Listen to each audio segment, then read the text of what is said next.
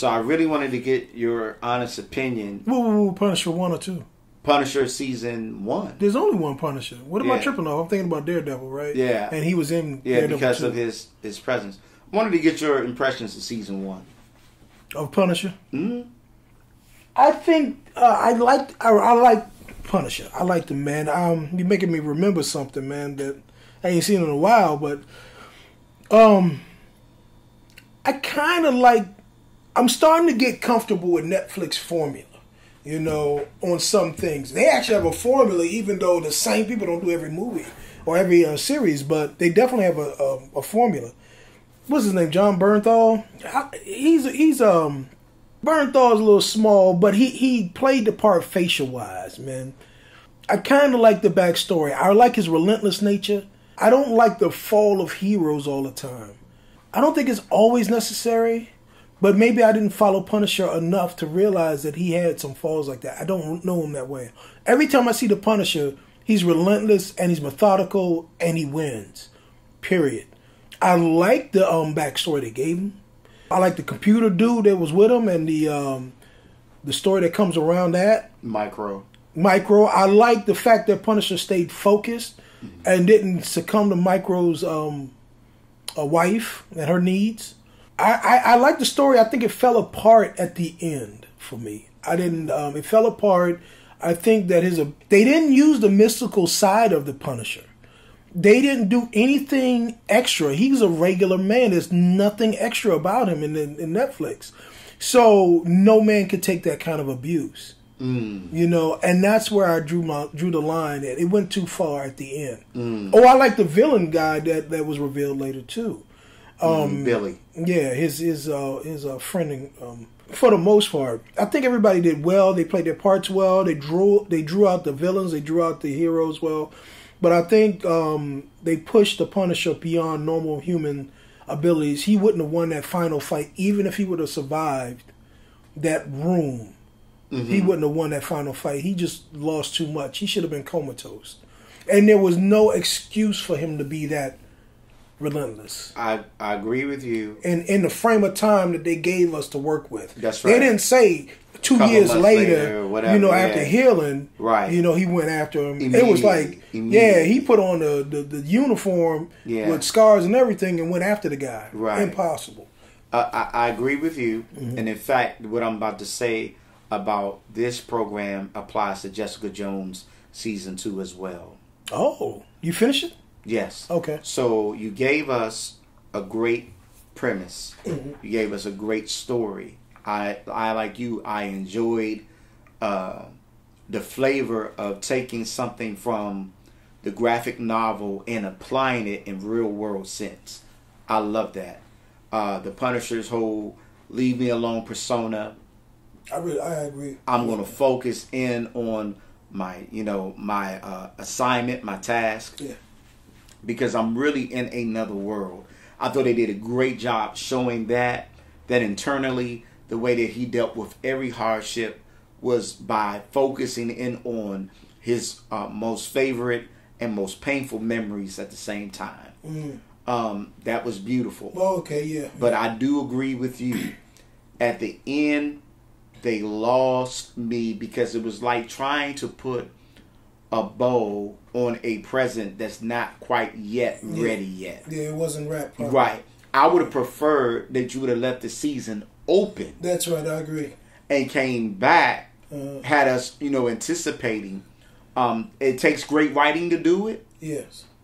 But they could have done that. I agree. And you would have got more out of it. I think trying to finish these seasons with some type of finality. Finality or conclusions to every part of the person's story is really kind of one of the things that their writers need to reconsider, because we are used to great writing that allows you to wonder what's going to happen next with the character. Let me ask you this: have you seen Lost in Space yet? No, I haven't. Okay, all right. Well, go ahead. So, and I will check that out. Oh, since cool. you said that. Cool. I, like you, because Lost in Space did address that. I think they did. They did. They still conclude, but they conclude the theme of what was going on, but carry on what you expect from that family. But man, is this a reboot? No, I'll go into it in detail. Okay. A lot more detail. Okay. I'm gonna let you finish what you're saying. But go ahead. I was wondering about it. Was it a reboot? You know, I watched Lost in Space. It is the same family. It's the same premise. The Robinson family. Totally different. Okay, I'll check it out. Yeah. Well, but I'll talk to you when we finish this. Okay, so what happened? And I'm with you. I thought the meeting at the merry-go-round was apropos. I loved it. What I was going to say. Oh, you loved it? I loved that. Now that I love, and I'll tell you why. We go round and round? No, I loved it because what the detective was able to figure out where was the meeting place. But what I didn't like about it, because of the way his family was killed. Exactly. Okay. She didn't include some elements that I figured that should have been there. That's why I say it shouldn't have been a conclusion to that. I didn't like that Billy harmed the two people that he ran into. He didn't just make them pawns. He really did harm them, which was sadistic and really the play on some parts about Frank that at that time, to be quite honest with you, I don't think Frank really would have cared about that much. So, like, to me, they play too many psychological games, with the writing. I would have preferred that they would have met without weapons. Yeah, I agree, but the Punisher in the books is weapons. Mm-hmm. But I agree 1,000% that at some point it should be a lot of hand-to-hand combat. Mm-hmm. But quite honestly, I think that either we shorten. Who was that? The mayor? Who was that guy who was beating him in his own lair? That was the general. Was a general. Okay. Yeah. I either we shorten that scenario or he gets some respite, from that, and then we go to the merry-go-round. Because I didn't hate the merry-go-round. I just thought that at that point there's no human being would have anything at that point. And for them to have weapons, for him to take any more stabs, how much blood does one man have? He didn't have any replenishment blood. Come on now. Now, I agree with you. And Netflix asks you not to, they ask you to say, believe in us the whole entire way. Yeah. We're not going to ask you to suspend most of your belief. They won't let Jessica Jones fly. They do very little superpower stuff that she does. The series runs off of her being just who she is. True. Very little super stuff that any of them do. True. So, and that they try to do that all the way around. I don't know if that's a Marvel thing or that's a Netflix thing. But it's a Netflix thing. I don't know. I don't know. But for some odd reason, I just think that but I already said that. Go ahead. I'm sorry. I see. One of the things that you were rounding out, and we kind of needed to round that out, is you got a great premise. Mm-hmm. A great premise. Yeah. Okay. The foreshadowing was terrible about the merry-go-round. Don't get me wrong. The foreshadowing was terrible. Yeah. You should have did that 3 episodes before you got there. Yeah. So, that's just learning how to put together a story. I thought they did, because they kept bringing back the family. I thought they didn't do that. I thought that they did They foreshadowed it in either the episode before or that same episode. So it wasn't effective. Yeah, it wasn't effective. Okay. I always say to you about this show, Better Call Saul, which is a offshoot of Breaking Bad. Mm-hmm. I love the writing and directing and the way they tell a story. Okay. Because I literally can go back and read the story and get it. There's another thing on Netflix that I want you to watch, The Heist, The Money Heist. Mm. But watch it in its original language and read the subtitles, not the English version of it. It's terrible that way. But the original version where you can see the passion behind everything, their writing is impeccable. The writing is impeccable. So going back to what you were saying, let's go back to the beginning where I love the way they took a story and they put it in a bowl. You know, let the marble go around the bowl, the cylinder, quite a few times before it finally drops. Say, okay, here's the connect to everything. Okay. Right? He was at a job, working construction. Was that an actual visual? Marble in a bowl? No. Oh, but that's the way that I saw Okay. the spiraling, and you knew it was going to happen, Oh, okay. and he was going to plunge right back into what he was. Okay. That opening part of the series was excellent. The first episode was excellent. Mm-hmm. I love the way they didn't make you wait real long until he, unveiled, what he was, who he was, and how he dealt with that, and it was closed up. Is that the image where he's sniping somebody from like 10 blocks away? That's in there.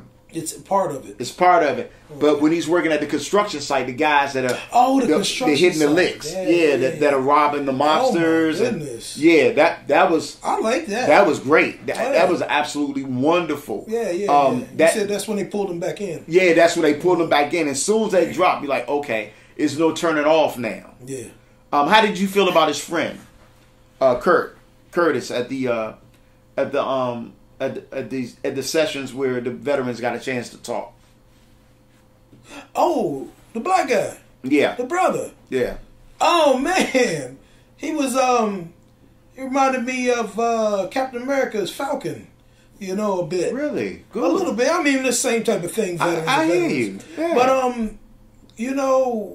yeah, I like that guy. Actually, he looks more like Sam Wilson to me. Yeah. Yeah. Then what's the name? Yeah. I like that guy a lot, man. I like the bum leg. I don't know if that's canon in the book, but I do like the bum leg. Yeah. Man. I like his relentless pursuit of helping people. Yeah. But you know what? I like that guy a lot. But who I like more, who I forgot about until you brought up that guy, was the white guy he was trying to save. I enjoyed him too. Oh my goodness, I enjoyed him that too. He did a fantastic job. He played that role in that role, and it had realism to it. The thing is I give Netflix, man. Netflix gets a very high mark for me on villains, man. I mean, that's a generic term. Yeah. But complex antagonists, I should call them, or villains, they do a very good job of putting those people in position and pushing the story forward.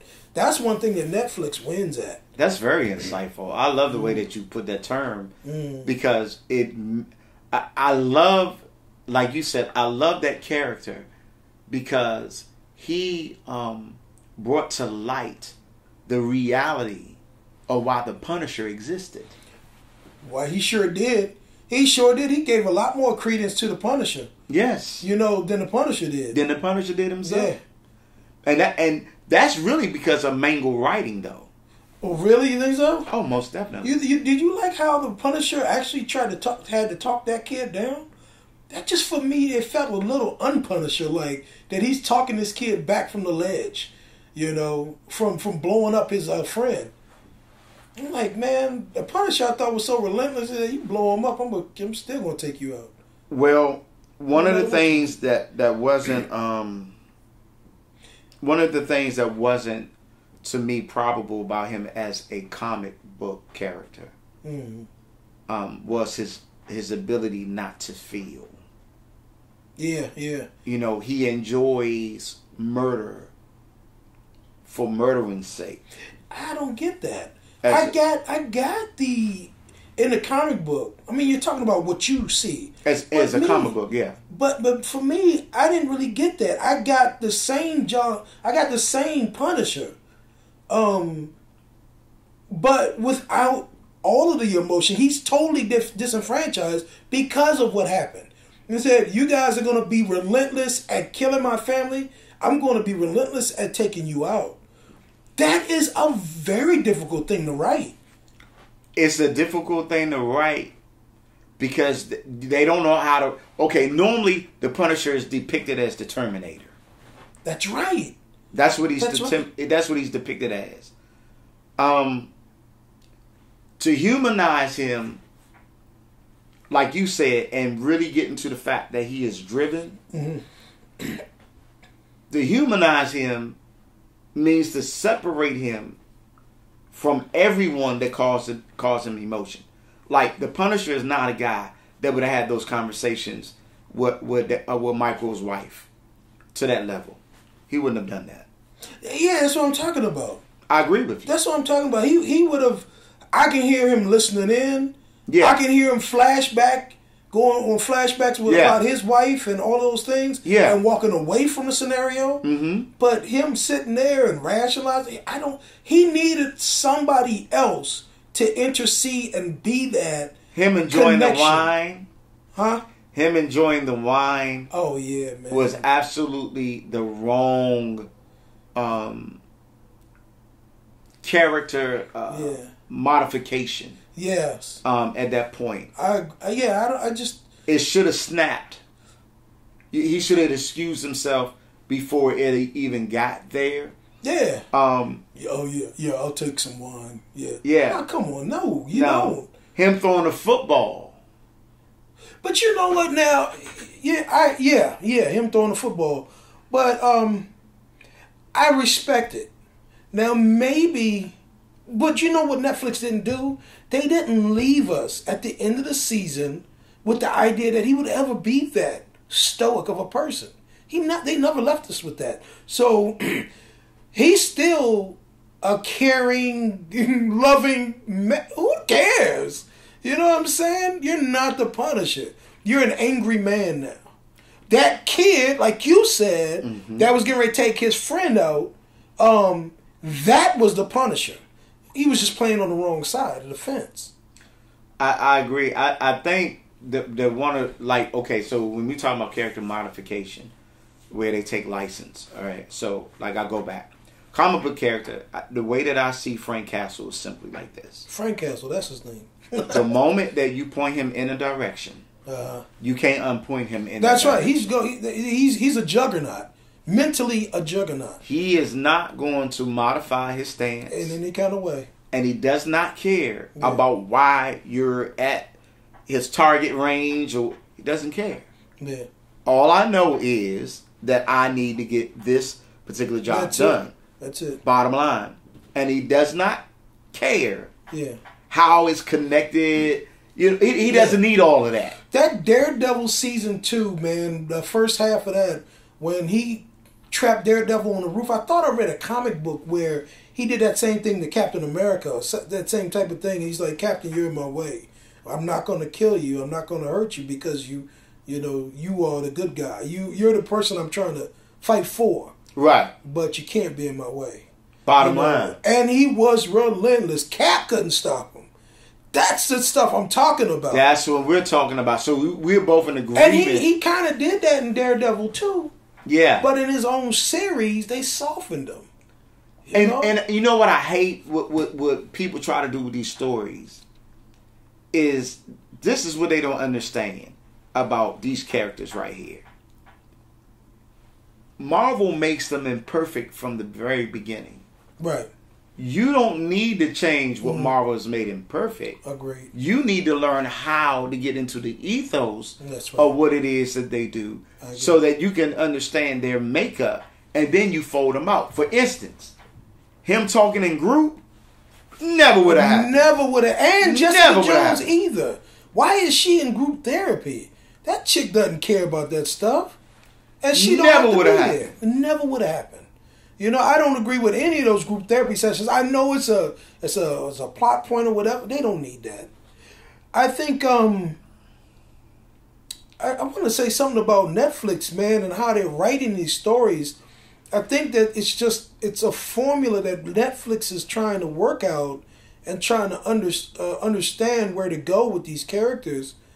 But and the thing about Netflix, budgetary wise, and time wise, they set themselves a schedule, and I just think that stuff comes crashing down. For some odd reason, they put more time and effort in the story than they do graphics. I give them credit to a certain extent for that. I love graphics, but the story is way more important. But they just don't hammer it all out. And the second problem I think Netflix has is that with almost every show I've seen that they produce, is that the show, the people who initially create the show, conceptualize the ideas for the show and put it together, do an amazing job with Upstart and probably closing. True. But the people who have to carry the middle, the middle directors and writers, they seem to struggle with keeping the consistency of the show. Man, not only do I see what you're saying, it's almost like going into a restaurant and somebody fix your pancakes great, and somebody else fix your eggs, and they're too runny. Yeah, exactly. And like, okay, I'm enjoying my pancakes. I'm even enjoying my, my meat or my juice and everything, but those eggs, are a little bit too runny. Yeah. I think what happens is that they try to. This is what I'm saying. Don't fit the stories into dramas that we're already aware about. That's right. We don't need that. We already have that.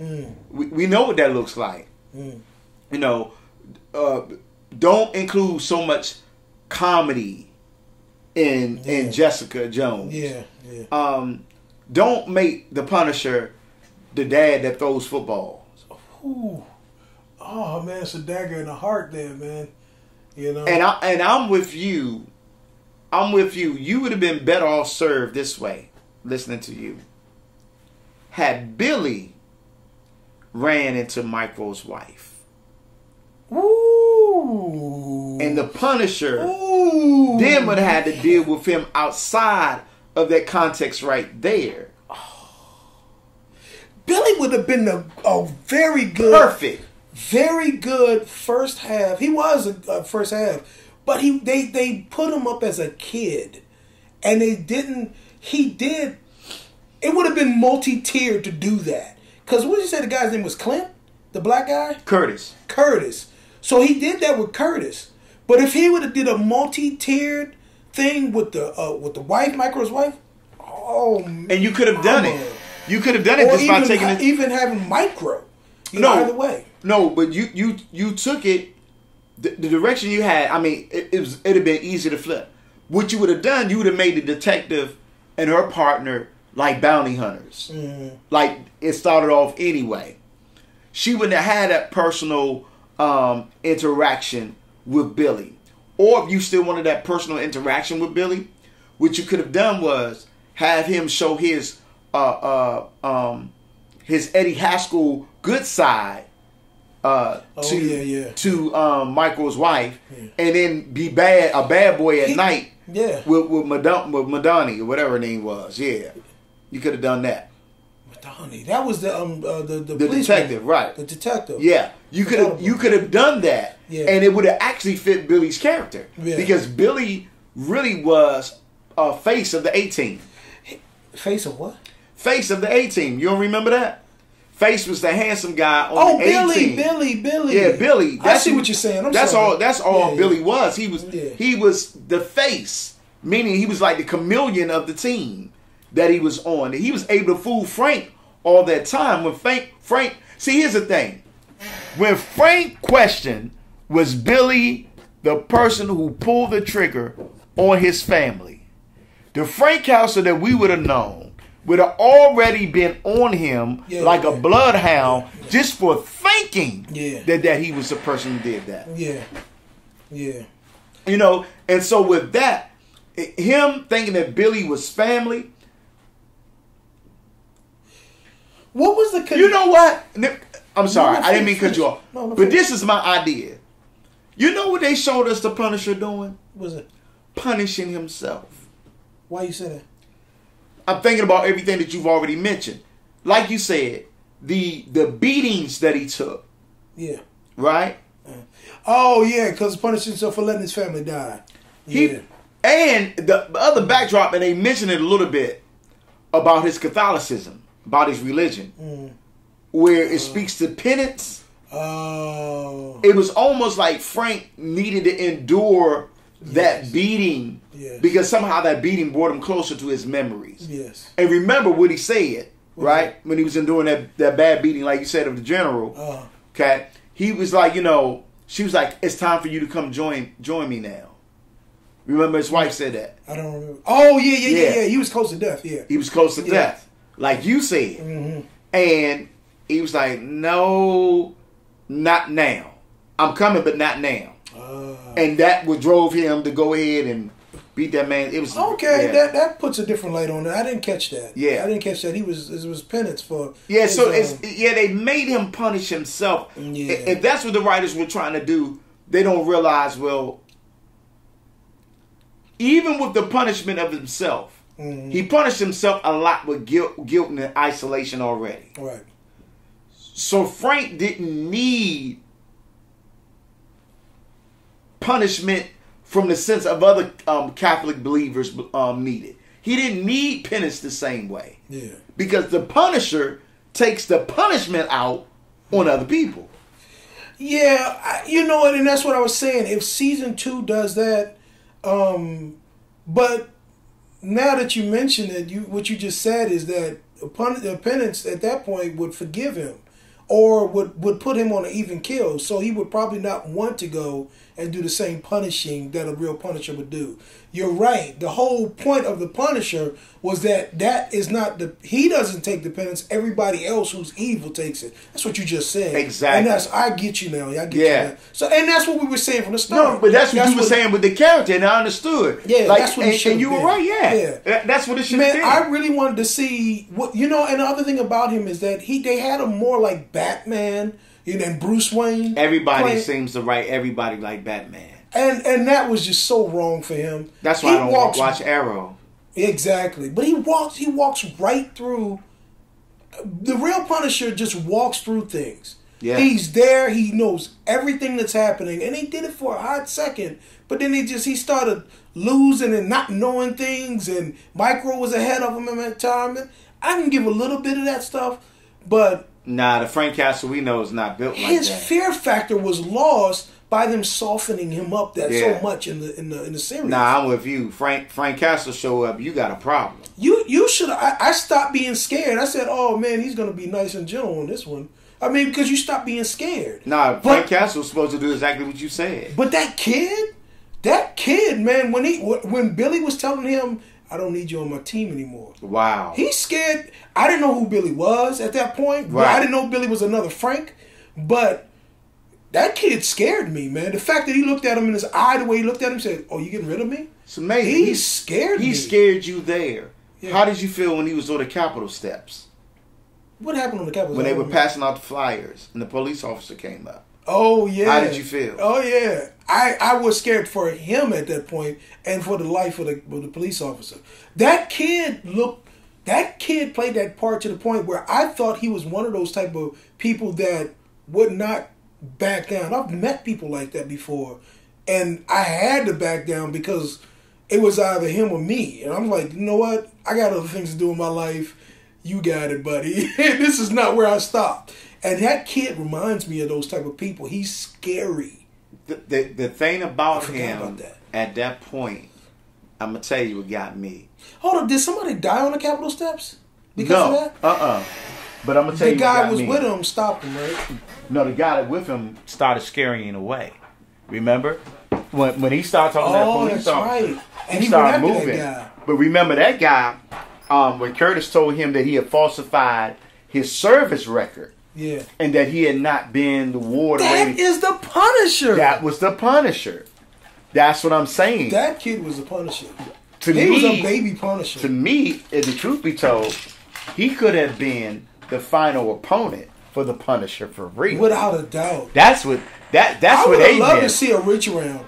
I would love to see a end around on that. That would have became the final one. Yes, and that kid was so relentless. Yes, I would love to have seen. He would have been a more worthy opponent for Frank, and he could have turned Frank into somebody just like himself. That General and Billy, that was a good story and all, but I think that if that to a certain degree, but you could have stopped that midway and had that kid still tighten the noose.